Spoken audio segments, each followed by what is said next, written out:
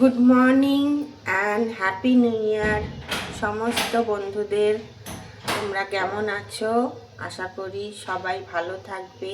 এই বছরটা, এই নতুন বছরটা তোমাদের সবার ভালো কাটুক, এইটাই আশা করি এবং প্রার্থনা করি ভগবানের কাছে।